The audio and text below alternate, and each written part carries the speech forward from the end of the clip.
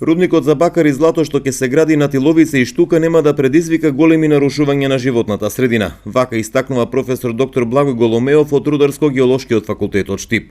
Според него, во рудникот што ќе се гради ќе била инсталирана најсовремена опрема и технологија која нема да ја деградира животната средина. Импактот во животната средина е скоро никаков, бидејќи технологијата која е усвоена, проектот кој е направен, предвидува навистина модерна технологија без никакво испуштање на било какви загадени води во околината, ќе се врши рециркулација на водата, јаловишто кое е предвидено ќе има кон внатрешната страна геомембрана.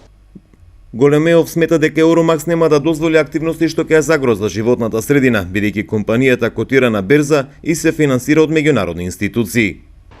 Се работи за сериозен инвеститор, кој за да добие поддршка и од европски и светски банки, котира на берза, мора да воде сметка за влијанието врз животната средина. Тоа е еден од најглавните услови за да добиете вие денес во светот финансиска поддршка од било каков вид.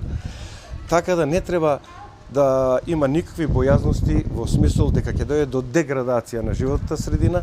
Напротив, работи се за една модерна технологија која навистина може да донесе само бенефит на овој регион. Во Босилово содржа презентација на државната урбанистичка планска документација, која ги предвидува сите активности околу инфраструктурата за овој проект, од пристапот па се до изградбата на капацитетите. Значи, очекуваме после овој чекор понатаму да продолжат активностите. Државната урбанистичка планска документација, откако ќе се комплетираат сите документи предвидени со процедурата, оди на одобрување во Министерство за транспорт и врски и после тоа, последен чекор е донесување одлука на Советот на општина Босилово, со што таа урбанистичка планска документација би била важечка. Рудникот за бакар и злато во моментов работи на обезбедување на потребната документација за отпочнување на изградба на капацитетите. Целата инвестиција чини околу $500 милиони, а ќе се отворат околу 400 работни места.